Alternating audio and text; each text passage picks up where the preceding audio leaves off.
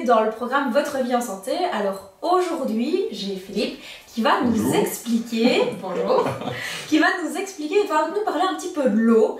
Et en 2 mots, est-ce que tu peux te présenter? Oui, en 2 mots, alors c'est facile. Moi je suis ingénieur en aéronautique, mais je me définis surtout comme un inventeur et comme un chercheur. Alors pour moi, l'eau est vraiment quelque chose de fondamental, parce que c'est vraiment la connexion à la vie. Et c'est la chose la plus importante, pour moi en tout cas, dans mon vécu et dans les choses qui sont là. Et puis on est essentiellement constitué d'eau. Donc c'est ça, la chose la plus importante. 60 à 80% d'eau, en Absolument. fonction de l'âge. Ouais. Et donc ça c'est vraiment un côté très important, parce qu'avec l'air de rien, c'est notre premier aliment. Donc c'est vraiment ce qui va définir pour moi notre élément de base au niveau, et on en parlera un petit peu après je crois, de ce qui va définir notre vitesse de vieillissement. Parce que ça c'est vraiment important. Ça c'est même très important. Il va nous livrer vraiment des pépites, des choses que vous allez vraiment devoir retenir. Alors tu m'as parlé tout à l'heure d'une théorie, la théorie de Vincent. C'est un petit peu là-dessus que se base... La bioélectronique de Vincent, oui. En fait, Vincent, c'était un ingénieur responsable du service des eaux au siècle passé, dans les années 20, 40, je crois, quelque chose comme ça. Et en fait, lui, il avait constaté que l'espérance de vie des personnes était parfois très différente de 2 villages qui étaient voisins. Et en ayant donc le même environnement au niveau de la pollution, au niveau du contexte, au niveau du type de travail des gens, au niveau du niveau de vie des personnes, etc. Et il a essayé de comprendre pourquoi parfois ça allait jusqu'à 20 ans d'écart différent dans l'espérance de vie des villages. Et il est vraiment arrivé à la conclusion que l'eau était un des éléments vraiment très importants. Et alors lui, il a essayé de mettre en place toute une méthodologie en se disant, tiens, quels sont les paramètres essentiels au niveau de l'eau qui permettent de fournir une eau de meilleure qualité pour que les gens tombent moins malades et aient une meilleure espérance de vie. Donc vieillissent moins vite. Est-ce que c'est vraiment ce qui différenciait ces 2 villages? Absolument, mais il a fait ça sur toute la France. Hein. Il n'a pas fait ça que sur 2 villages. C'est ce qui a attiré son attention au début. Et puis après, il a été beaucoup plus loin. Voilà. Et ce sont des éléments qui, pour moi, sont essentiels par rapport à l'approche de c'est quoi l'eau dans la qualité de vie. Parce qu'il y a 2 éléments. Il y a l'approche biochimique, qui est l'approche classique qu'on va voir. Est-ce qu'il y a des virus? Est-ce qu'il n'y a pas trop de sel? Est-ce qu'il n'y a pas trop des éléments toxiques, etc. Et là, on se passe uniquement, comme tu dis, ce que tu expliques, sur, par exemple, l'idée de l'eau du robinet. Oui, par exemple. Oui, exactement. Parce que lui, justement, comme il travaillait sur le service de distribution d'eau, c'était son premier problème. C'était comment fournir une eau de robinet de qualité aux personnes, en ayant conscience que cette eau avait vraiment une influence sur leur durée de vie. Donc c'était vraiment une forte responsabilité. Et en tout cas, il avait pris conscience que c'était le moyen de faire quelque chose de facile pour aider les gens à avoir une meilleure santé. Et dans les paramètres les plus importants qu'il a déterminés, c'était essentiellement finalement des facteurs biochimiques mais liés à la physique et à l'énergétique de l'eau. Et ça, c'est ce que tu vas nous expliquer. Oui, mais qui vient essentiellement de Vincent. C'est-à-dire que pour lui, ce qu'il appelle une eau parfaite, hein, c'est-à-dire une eau qui, je dirais, nous permet de vieillir le moins vite possible, hein, on va dire ça comme ça, est une eau qui a essentiellement 3 caractéristiques importantes. Alors bien sûr, dans tous les cas, il est évident qu'on part d'une eau potable, déjà reconnue avec les caractéristiques de potabilisation. On ne va pas partir d'une eau qui est dans une mare ou un étang, etc. Donc là, on est clair là-dessus, on part d'une eau potabilisée. Et là-dedans, qu'est-ce qui va faire la différence dans les eaux potabilisées? Alors, pour lui, il y a 3 paramètres vraiment très importants. Le premier paramètre, qui est un paramètre vraiment électrique, qui est vraiment la mesure de la résistivité de l'eau. Donc la mesure de la résistivité de l'eau. Ça se mesure dans unités qui sont des ohms centimètres, donc c'est un peu que l'eau a une certaine résistance électrique, hein, un peu comme un élément de chauffage, si finalement on chauffe-eau, c'est une résistance dans laquelle fait passer de l'électricité, et le frottement de l'électricité cause de la chaleur. Donc dans l'eau, c'est pareil, l'eau est quelque part une résistance électrique, d'accord? Et c'est ça qu'on mesure, quelle est la résistance de l'eau par longueur de centimètre. Et cette longueur-là, enfin cette caractéristique, on l'appelle la résistivité ou la conductivité, ça dépend comment on la mesure, mais si on parle en termes de résistivité, pour lui, une eau biologiquement de qualité doit avoir une résistivité au minimum de 6 milliohms par centimètre. D'accord? Alors là, c'est un des points qui est important, parce que tu peux prendre pratiquement n'importe quelle eau de robinet qu'on trouve partout, et justement dans l'eau qu'on a mesurée sur celle que tu as apportée. Parce que justement, lui, il m'avait dit qu'il savait mesurer ça chez lui, donc je suis arrivée avec mon eau de robinet, de l'eau de ma carafe Brita, de l'eau du frigo américain par exemple, et on a justement calculé cette résistivité et on s'est rendu compte. On l'a mesuré en fait, carrément, parce que c'est des appareils qui mesurent vraiment ça, et de voir que c'est pas très bon, mais en même temps c'est pas trop mauvais, en tout cas dans l'eau de chez toi, parce que j'ai rarement vu une eau d'une aussi bonne qualité électrique, je veux dire, c'est déjà pas mal, en tout cas sur ce point-là. Parce que d'habitude, les eaux du robinet ont des conductivités, enfin des résistivités de l'ordre de, on va dire, entre 1000 et 2000 ohms par centimètre, ce qui est vraiment très très mauvais. Vu que l'idéal, c'est au moins d'arriver à 6000. Ouais. Et dans le cas de ton eau, on était à 2300, quelque chose comme ça, je crois. Donc ce qui est déjà excellent pour moi, pour une eau du robinet. Mais ce qui veut aussi dire que c'est largement insuffisant par rapport à une eau de bonne qualité. Donc ça, c'est le premier paramètre. Et un côté qui est très intéressant, c'est que si on regarde les différents types d'eau, l'eau qui excelle dans ce paramètre, par exemple, c'est l'eau qui a été osmosée. Avec une eau osmosée, on peut carrément se trouver à des valeurs de plus de 15 000, parfois 20 000, parfois 40 000 ohms par centimètre, et là, c'est vraiment... Et alors pour faire une petite aparté, justement, tout à l'heure, tu m'expliquais que cette résistivité, elle avait aussi une influence sur la fluidité de notre sang. Et donc pour toutes les personnes qui ont des problèmes de tension, qui peuvent avoir des varices ou tout simplement, quand on veut être en meilleure santé, avoir une fluidité au niveau de notre sang, c'est super, super, super important. Donc fluidité, viscosité, ça va être un peu les antipodes. Donc avec une résistivité au-delà de 6000, minimum 6000 ou au-delà, on va avoir une fluidité au niveau de notre sang. En deçà de 6000, on est plus sur quelque chose de visqueux au niveau du sang qui va créer des pathologies. Donc c'est aussi... Mais ce qui est intéressant, donc ça c'est un paramètre qui est clair qu'on a vu notamment chez les sportifs, mais ce qui est intéressant c'est que les personnes par exemple qui font de la rétention d'eau, etc., ça va avoir un paramètre extrêmement important, parce que c'est ce qui va permettre au corps d'éliminer plus facilement l'eau. Parce que les gens qui vont faire la rétention, c'est en général lié à des paramètres physiques, électriques et géométriques de l'eau, je veux dire, à ce niveau-là. Entre autres de tous les autres paramètres biophysiques et médicaux qui peuvent être associés naturellement. Mais dans les paramètres sur lesquels c'est, entre guillemets, facile de toucher pour avoir un impact, finalement simplement en buvant de l'eau, parce que dans l'eau on n'ajoute rien, et si on parle de l'eau, on n'ajoute absolument aucun produit, aucune substance, rien du tout. On reste vraiment sur l'eau pure, d'accord, à ce niveau-là. Donc ça c'est un des éléments importants. Donc c'est ça que cette caractéristique électrique est vraiment fondamentale, parce que l'eau, et on le verra après, est vraiment un élément qui amène de l'énergie. C'est-à-dire si on a une eau de qualité, elle va amener de l'énergie dans le corps.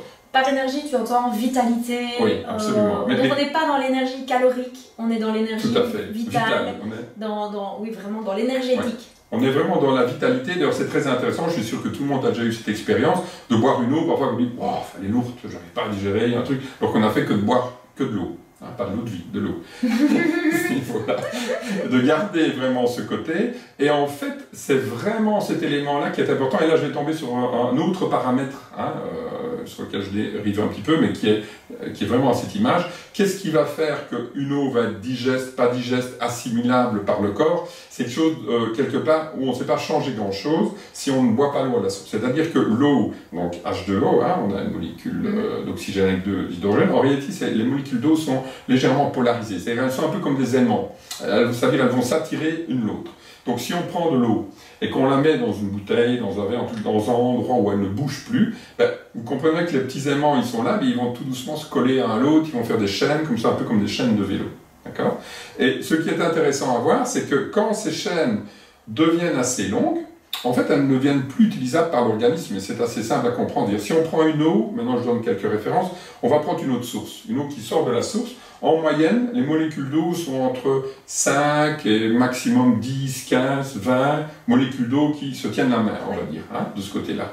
Alors tout ça, bien sûr, est statistique, parce qu'il y a des endroits, on va voir de l'eau, il y en a 200, mais je raisonne ici dans 80% de l'eau. Donc si on prend 100 ml d'eau, 80 ml auront des longueurs de moins de 10, on va dire. Et dans ce cas-là, elle est assimilable. Mais si on prend la même eau, qu'on met dans une bouteille et qu'on laisse comme ça déjà 24 heures, eh bien on va se retrouver avec l'inverse. Il n'y a plus que 20% des molécules d'eau qui ont cette longueur-là. Alors ça veut dire quoi? Que les 80% qui restent quelque part ne sont pas assimilables par le corps. En tout cas, pas assimilables en direct. Le corps doit faire un travail pour arriver à les assimiler, c'est-à-dire qu'il doit les découper. Et pour les découper, le corps a besoin d'énergie. Il a besoin de calcium, il a besoin d'autres éléments qui vont les puiser dans le corps pour récupérer ça. Mais dans nos sociétés où on n'est pas en manque d'eau dans notre quotidien, ben, le corps, qu'est-ce qu'il fait? Il ne va pas se fatiguer, il va jeter l'eau, il attend qu'on lui en envoie encore. Et c'est pour ça que parfois on boit. Et si on a une mauvaise qualité d'eau, c'est parce qu'en fait, on n'assimile que très peu. Et en même temps, pourquoi est-ce qu'il faut des molécules d'eau pas trop longues? Je crois que c'est assez facile à comprendre. C'est-à-dire que l'eau, elle doit aller dans chacune de nos cellules. Parce que c'est vraiment là que ça se passe. Hein. Par exemple, une caractéristique d'une cellule cancéreuse, c'est qu'elle a un pH extrêmement important à l'intérieur et qui peut aller jusqu'à casser le code ADN, enfin vraiment créer des gros problèmes. Donc les cellules ont besoin d'eau pour aller faire tout un travail, pour aller retirer les radicaux libres, changer les équilibres électriques et éliminer ces substances et les sortir. Mais les cellules, c'est un petit peu comme des ballons de rugby, je veux dire. Donc elles ont un orifice où elles captent leurs aliments et puis un autre, ou d'autres orifices où elles les ressortent. Mais il est évident que si on a un ballon de rugby de cette longueur-là, je ne peux pas amener dedans un spaghetti de 2 mètres. Et en fait, c'est ça. Et une cellule, c'est en moyenne avaler entre 5 et 10 molécules d'eau qui peuvent passer par sa bouche, on va dire. C'est comme si je te donne un spaghetti de 2 mètres, ben, tu sais le manger parce que tu as des dents, en fait. Hein. Mais si tu n'as pas de dents et rien, ben, tu te dis, je suis désolé, je ne sais pas l'avaler. Il y a tous les autres étranglés, etc. Non, mais c'est vraiment ça qui se passe dans la cellule. Si on reprend un petit peu cette caractéristique de pouvoir avaler de l'eau, c'est vraiment une caractéristique physique de l'eau qui est nécessaire pour que la cellule puisse avoir cette approche et se nourrir quelque part de cet élément. Et se régénérer aussi. Et se nettoyer, enfin évoluer, grandir et se détoxifier en réalité. Et en même temps, et ça qui est très important, et c'est là qu'on parle vraiment d'énergie, c'est que l'eau, hein, si on parle qui est une substance légèrement magnétique, c'est en fait des micropiles quelque part. Donc c'est ça que l'eau contient de l'énergie pure dedans. Et qu'une eau qui va être ionisée, c'est là qu'on parle d'eau ionisée, et en fait c'est de l'eau qui va contenir des ions, qui sont des petites particules électrifiées et qui amènent en fait de l'énergie pure au corps qui permet de l'utiliser notamment pour aller neutraliser les radicaux libres et ces éléments. Et par rapport justement à ces 20% et ces 80%, en tout cas de ces longues chaînes, c'est un peu le problème aussi du coup des eaux en bouteille qui sont bouteillées depuis un certain temps, et donc là on va avoir 80% de longues chaînes contre 20% seulement de courtes chaînes. Exactement. Et là, quel que soit le type de bouteille, parce que ça arrive dans les heures qui suivent, donc c'est impossible. Je veux dire, le seul endroit pour avoir une autre qualité, c'est à la source, c'est tout. Et donc, il n'y a pas d'autre choix que de reprendre. Donc, c'est ça que dans le commerce, il y a beaucoup d'éléments, mais on ne va pas en parler là maintenant, qui permettent d'essayer de recasser ces chaînes, mais c'est quelque chose qui n'est pas si évident que ça, et qui est en même temps extrêmement important. Et on reconnaît vraiment une autre qualité. Je veux dire, à la limite, si vous buvez un grand verre d'eau le soir avant d'aller dormir, ben, regardez à l'heure à laquelle vous allez à la toilette pour la première fois, ça sera vraiment une idée de la qualité de l'eau au niveau de ses longueurs de chaîne et de la partie assimilable, en fait. Parce que moins une eau va être assimilable, plus vite vous devrez aller à la toilette pour la même quantité d'eau, parce que votre corps doit rejeter beaucoup plus. Qu'autrement, il sait l'utiliser, il va travailler la nuit pour se nettoyer, et après, vous allez évacuer. Et d'ailleurs, une eau qui est beaucoup plus jaune, je dirais, dans l'urine, etc., parce qu'en fait, elle contient beaucoup plus de toxines qui sont éliminées. Donc c'est assez fascinant comme on travaille là-dedans. Donc maintenant je reviens sur les autres paramètres de la bioélectronique. Mais c'est un élément très important et on en reparlera tout à l'heure, je crois, avec le stick. L'autre élément de la bioélectronique, c'est le pH. Hein, mais le pH, on en parle beaucoup. D'ailleurs, je sais que tu parles de ton avis sur l'eau alcaline, pas alcaline, etc. Hein, donc ça, oui, et puis on a vu aussi le pH dans d'autres circonstances, surtout par rapport à l'alimentation dissociée, dans le module précédent. Ouais. Puis dans le module encore avant, on a eu l'occasion de découvrir l'équilibre acide-base, à quoi ça correspondait, et surtout les pathologies qui pouvaient en découler. Donc, écoutez aussi un petit peu ce qu'il va vous expliquer par rapport justement à l'importance de ce pH. Il y a aussi une importance du pH dans l'eau.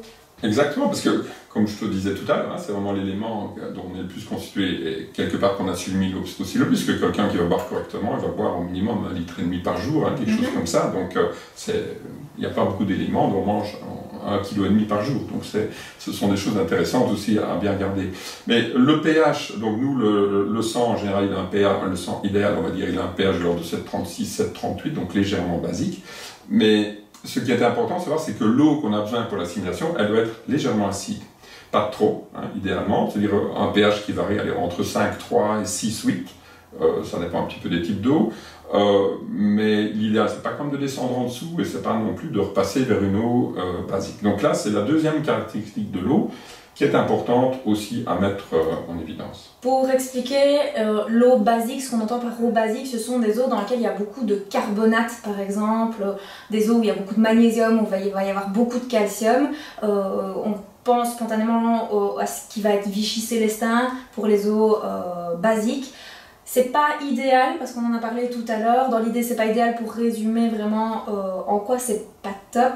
Ça va être le fait que l'estomac a un pH principalement acide et le fait de mettre de l'aspect basique sur cet estomac, vous allez faire augmenter le pH de l'estomac qui va empêcher de digérer correctement vos protéines, que ce soit végétales ou animales, et au long terme qui va créer des déséquilibres de votre flore intestinale, principalement aussi de la putréfaction de ces protéines au niveau du côlon descendant, c'est-à-dire du côté gauche. C'est ce qui fait qu'il y a beaucoup de personnes qui se plaignent d'avoir des problèmes de dos, des maux de dos du côté gauche, et là c'est spécifiquement lié à des problèmes justement de putréfaction de ces protéines. Donc ça c'est super important. Les protéines se digèrent principalement au niveau de l'estomac avec un pH acide, et prendre des eaux basiques va neutraliser cette acidité et empêcher ces enzymes de fonctionner naturellement et de manière correcte. Oui, parce que qu'est-ce que va faire le corps dans ce cas-là? Pour lui, c'est un choc. Hein. C'est comme si tu amènes une eau hyper chaude sur de l'eau très froide. Du coup, ça crée un choc.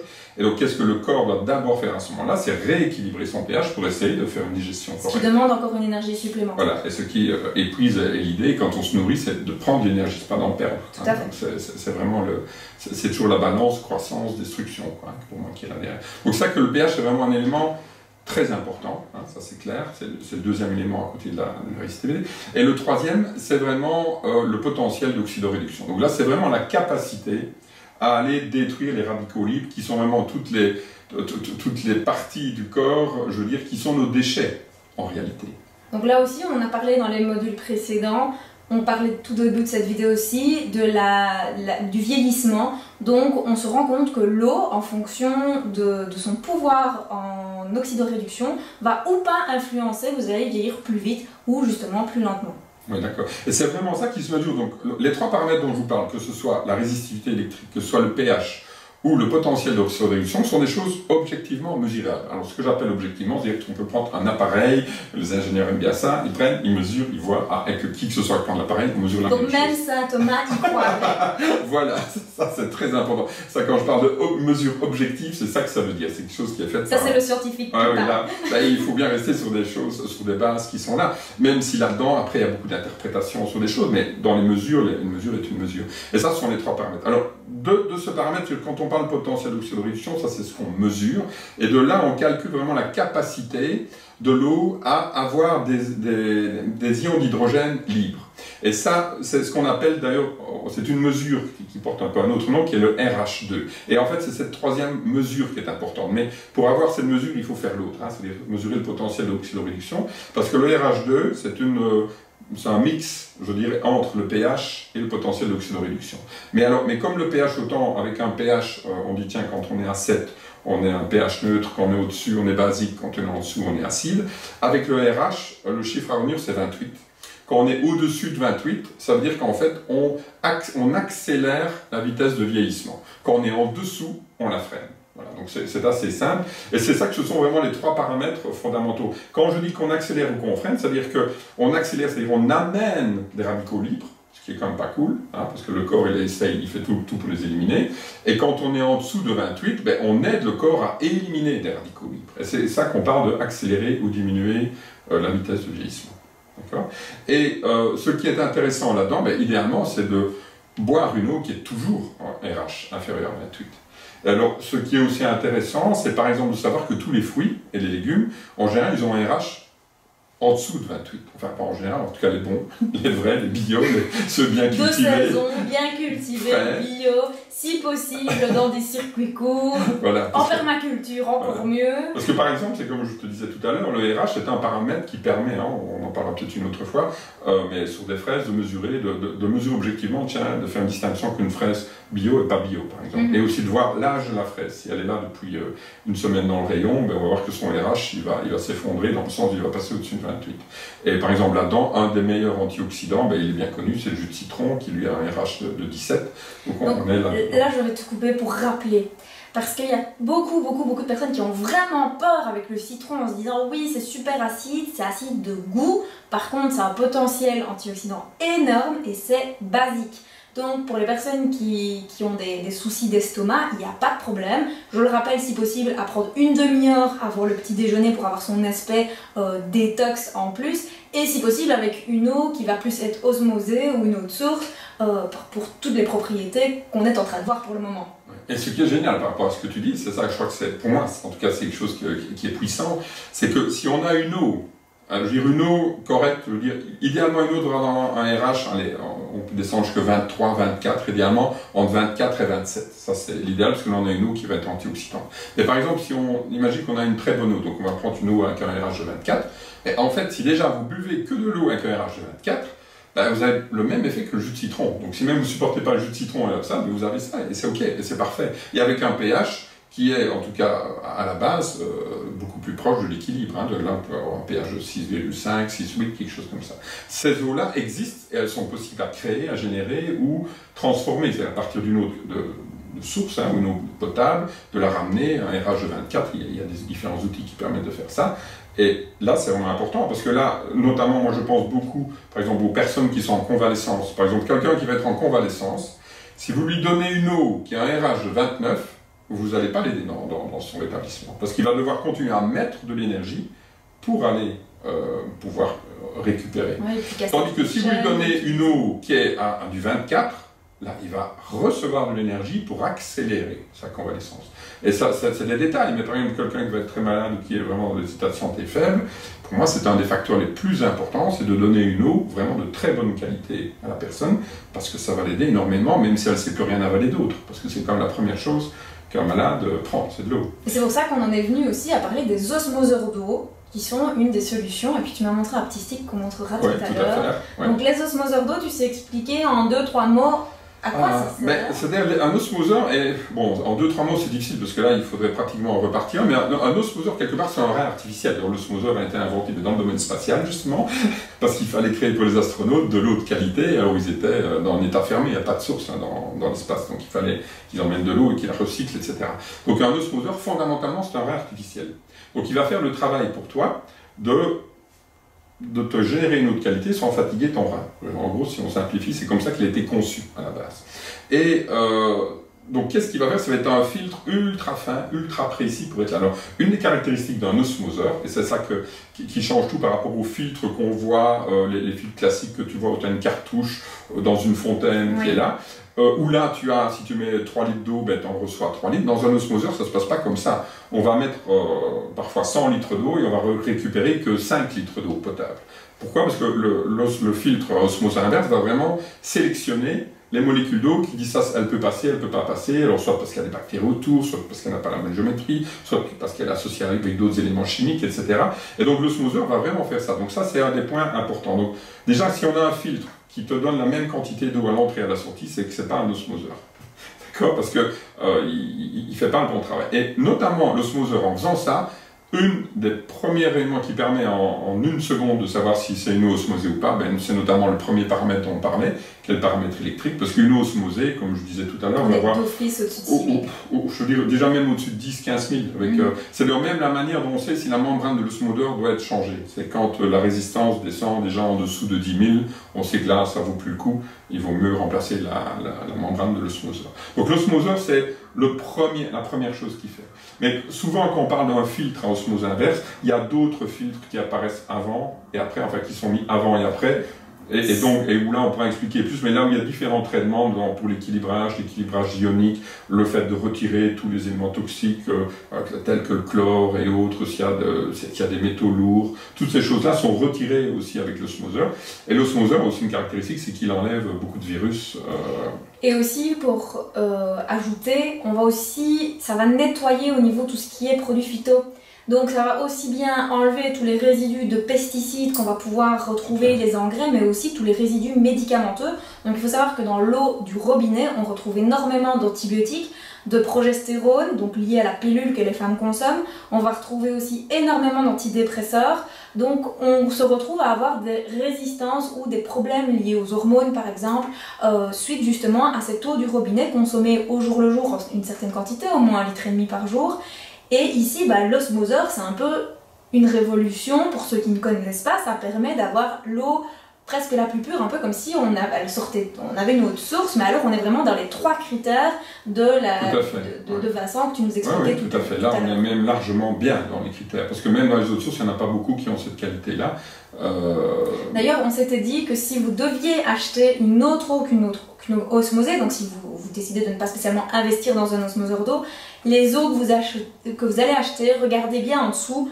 Sur votre bouteille, vous avez résidu sec, parce que souvent on ne sait pas quoi regarder sur une composition d'eau. Elle doit absolument, mais absolument être en dessous 120 mg par litre. Idéalement, c'est même en dessous de 80 mg par litre de résidu sec à 180 degrés. Ça, c'est super important, c'est le minimum, c'est le maximum par contre qu'on tolère en tout cas au niveau de ces résidus secs. Alors l'idéal, mais je connais qu'une marque qui écrit le RH2 sur l'étiquette, parce que pour moi c'est le paramètre le plus important, mais qui doit être associé au contenu de résidus secs. La résistivité électrique, il y a très peu d'étiquettes qui la mettent aussi dedans. Le pH, par contre, il y est souvent. Donc, il y a très vite, c'est facile finalement de faire un petit point de vue là-dedans. Il y a aussi un autre élément, c'est vrai auquel je pense par rapport à ce que tu as dit tout à l'heure, c'est qu'en tout cas pour moi, de tout ce que j'ai pu lire dans la littérature scientifique maintenant, on sait que tous les minéraux qui sont dans l'eau ne sont pas assimilables à travers l'eau. Tous les minéraux sont assimilés à travers la nourriture. Donc c'est ça que fondamentalement, prendre des eaux qui sont fortement chargées en sel, que ce soit calcium, magnésium ou quoi, pour le moment, en tout cas dans la littérature scientifique, moi je ne suis pas du tout convaincu qu'elles sont assimilables. En fait, ce que tu expliques là, c'est qu'il y a des minéraux, donc les minéraux c'est le calcium, le magnésium, le phosphore, il y en a qui sont liposolubles et il y en a qui sont hydrosolubles, donc il y en a qui sont absorbables via l'eau et il y en a qui sont absorbables uniquement via des graisses. Le magnésium par exemple c'est le cas. Le magnésium dans l'eau n'a presque pas d'intérêt, par contre il va avoir un effet laxatif. Le calcium dans l'eau, pas beaucoup d'intérêt non plus. Une partie oui, mais pas énormément. Et donc c'est ça que tu dis, des eaux fortement minéralisées, pas trop. Ou bien ça peut servir pour une cure bien spécifique. Voilà. Là je suis d'accord, dans des moments spécifiques, mais pour boire tous les jours, c'est vraiment pas l'idéal. C'est vraiment de rester dans les eaux avec les caractéristiques dont on a parlé tout à l'heure, ça c'est clair. Et maintenant, pour parler 2 minutes de l'eau du robinet, par rapport à ça, parce que c'est un élément vraiment très important, pour moi, un des problèmes fondamentaux de l'eau du robinet, en plus de ce que tu as parlé tout à l'heure, ça reste comme le chlore, qui est un élément qui est dans toutes les eaux potabilisées, parce que la compagnie des eaux doit fournir une eau potable, qui est garantie sans de risques pathogènes, etc. Donc c'est ça qu'il y a toujours du chlore dedans. C'est quand même pas cool de boire du chlore, parce que c'est quand même un des éléments les plus cancérigènes. Sachant aussi, pour moi, et là on apporte peut-être autre chose, mais on reste dans l'eau, que l'endroit où on avale le plus de chlore dans la journée, c'est en prenant sa douche, en fait. Parce que le chlore est un gaz, et quand vous allez vous confiner dans une cabine de douche, que vous allez prendre une douche, où ça va être toutes des petites gouttelettes qui vont être là, le chlore, il a beaucoup d'endroits pour se vaporiser. Et donc il y a même, quand vous avez une eau très chargée, et puis la chaleur bien sûr qui accélère la vaporisation, et donc il y a même des endroits où vous prenez votre douche, vous sentez le chlore. Par exemple, souvent quand vous êtes dans un hôtel ou quoi, là, ils chargent très fort le chlore pour être sûr.